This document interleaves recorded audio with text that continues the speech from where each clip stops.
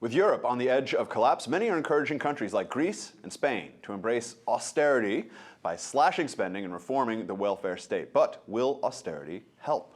Stay tuned for the front page.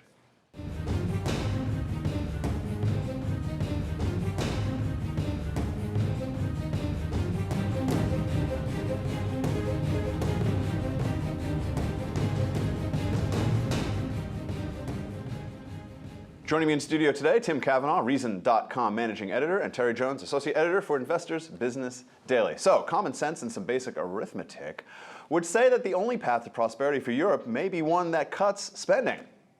But Cambridge economics professor Ha-Joon disagrees. He writes in The Guardian, quote, "As for the need to cut social spending to revive growth, there is no historical evidence to support it either." From 1945 to 1990, per capita income in Europe grew considerably faster than in the US, despite its countries having welfare states on average a third larger than that of the US. Even after 1990, when European growth slowed down, countries like Sweden and Finland, with much larger welfare spending, grew faster than the US, unquote. He goes on to say that the 1994 Mexican crisis and 1997 Asian financial crises were made worse by policies that cut the budget. So Terry, you hear this all the time. Austerity doesn't work. You know, in a recession, you can't cut government spending. Of course, when you're not in a recession, you have to increase government spending as well to redress social injustice. But let's talk about, aside from that part of it, let's talk about the actual merits of his argument here. Does he have a point? No, his assertion is wholly false, and he says there's no evidence. Quite the contrary. The overwhelming bulk of the evidence is to the contrary. There was a large study, and I believe it was done by Alessina and Ardegna, two Italian economists, that looked at dozens of countries over decades and looked at adjustments. How do you adjust and who comes out best? And what they found was reducing spending was the number one best way to redress a deficit and debt problem. That was the best way. And I would add, in our own country, he talks about the U.S. Depression. In our own country, we have a great example. Right after World War I, GDP, real GDP, I looked this up yesterday, real GDP fell 24.7% after World War I. And we did not increase spending to meet that. Quite the contrary, we reduced spending by more than half, and the economy came roaring out of it. During the Depression, we boosted spending and the economy stayed dead for 10 years.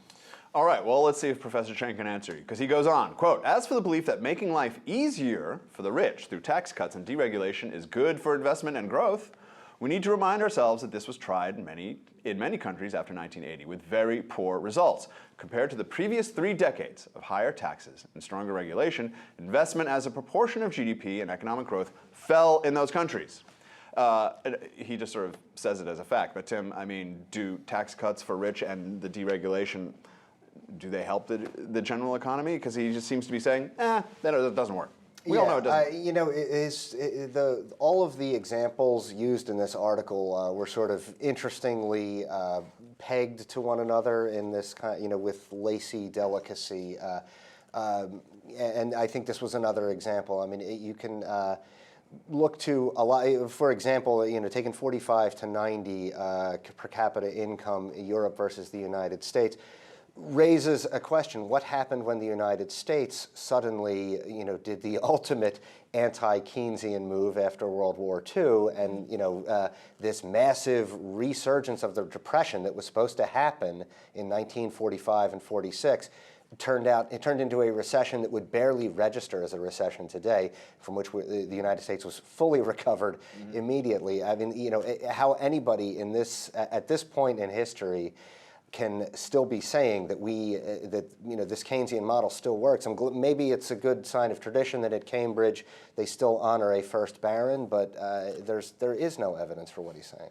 Well, yeah, Keynes is a great theory because it seems as though you have to spend some unknown bazillion amount of dollars. And if you don't spend whatever this amount is, this bazillion, it doesn't work at all.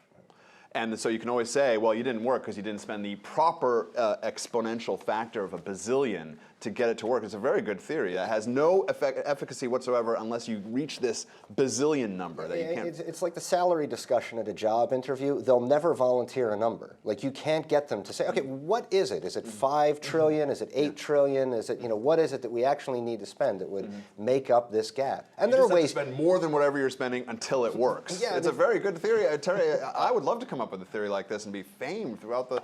I mean, it's call amazing. it Tom Petty economics. Tom Petty wrote a song called "Too Much Ain't Enough," and that's exactly what it is. You saw this with Paul Krugman, who said, "Yeah, okay, so you've spent $1 trillion in on stimulus and another 700 billion, but that's just not enough." And there is no enough.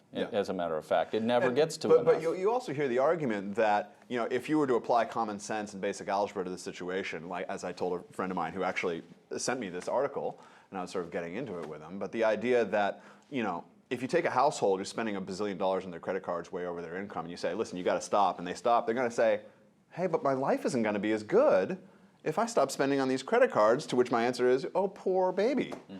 And it will take some time to reorient these economies from this heavily government-centric spending, and all that money goes back to the private sector, and hopefully they figure out what to do with it. But it does take time to do that. So there will be, in fact, a recession and probably greater unemployment. If you were to take government spending and cut it in half in these countries, there would be an immediate negative impact on the lives of many people. There will be a slowdown, but of course Keynesian economics also assumes a positive multiplier for government spending. That is, if you if the government spends $1, it yields $1.50 in economic benefits. That's been proven to be completely false. And so you give money to the government and they waste it. And what about the idea that with governments, it's different? When you do this sort of immature analysis of someone at home and their checkbook and their budget, it doesn't work for governments, Tim, because governments are an entirely different thing. I hate it when they come back with that. What would you say to someone? Governments are an entirely different thing. I mean, the justification for that argument would be that the government can continue to borrow at a very attractive rate if it's the United States and has a history of paying back its debts.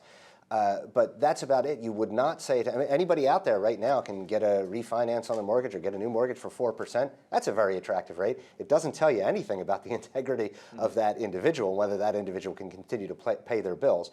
So yeah, government is different from family. It's worse when you spend all this stimulus money, because the new argument for why the ARA stimulus has failed, I saw John Cassidy using some actual bad addition, bad math in a New Yorker piece the other day, saying, using the argument, which can be verified, it is true, that, yeah, you know what, it turned out all this stimulus money did not go to all of these jobs producing capital projects we thought it was going to do.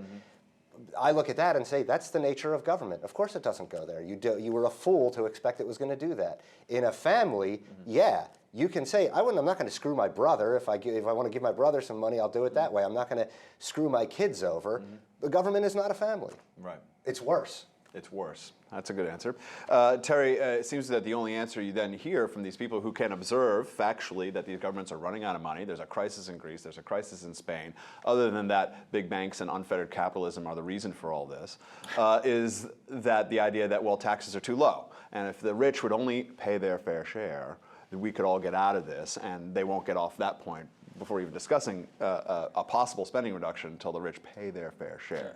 Well, as we saw with New York recently, when you start taxing rich people at a higher rate, they start leaving in droves. And look, Europe is in big trouble. They just don't have the productivity, they don't have the youth and the demographics, they don't have the growth they once had. So they're going to have to reduce the size of their welfare state, and they're going to have to reduce it dramatically. There is no escaping that. And all the patches they want to put on it, having the Germans pay for a Spanish bank bailout, having the Germans pay for an Italian bank bailout, having the Germans pay for Greece, that is not going to work. It will not work. It will temporarily patch the situation, and within months, we will be back in crisis mode.